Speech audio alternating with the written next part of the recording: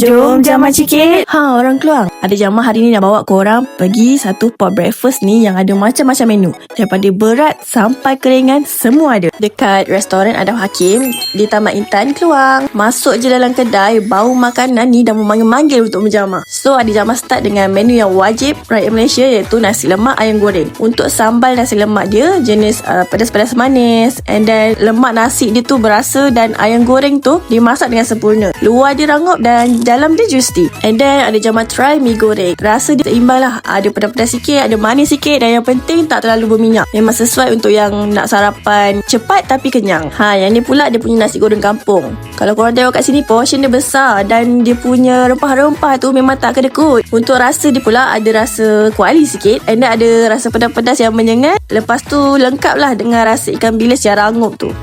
Korang boleh tengok lontong darat dia penuh dengan lauk, sayur, serunding. Ayam dia pun besar. And then ada Jamal makan lontong kuah. Dia punya nasi impek tu lembut, kuah dia creamy and cukup rasa lah dia punya kuah tu. Lepas tu yang melengkapkan lagi lontong kuah ni adalah sambal dia. Rasa pedas-pedas manis tu. Kalau korang tak nak breakfast yang berat-berat macam mi, nasi tadi tu kan, korang boleh je order roti. Kat sini ada macam-macam jenis roti.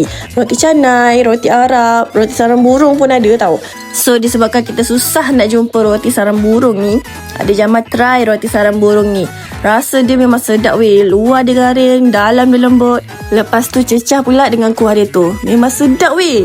And then yang special juga dekat sini ada roti Arab kari kambing. Dia punya daging kambing tu memang sangat lembut. Korang tengoklah ni, nampakkan kelembutan dia. Orang tak ada gigi pun boleh makan. Dan nama pun breakfast kan, jadi tak lengkap lah kalau tak ada teh tarik. Untuk teh tarik dia memang cukup rasa, kau, berbuih dan manis dia memang komplit. And then sajalah nak minum sejuk kan, try lah dia punya apple ice. Refreshing dan cukup rasa. So kalau korang orang Keluang ataupun baru nak singgah Keluang dan yang tengah cari tempat breakfast yang banyak pilihan, harga berpatutan dan rasa memang puas hati, cepat singgah restoran Adam Hakim di Taman Intan Keluang. Sebab Adik dah Kak Jamal approve.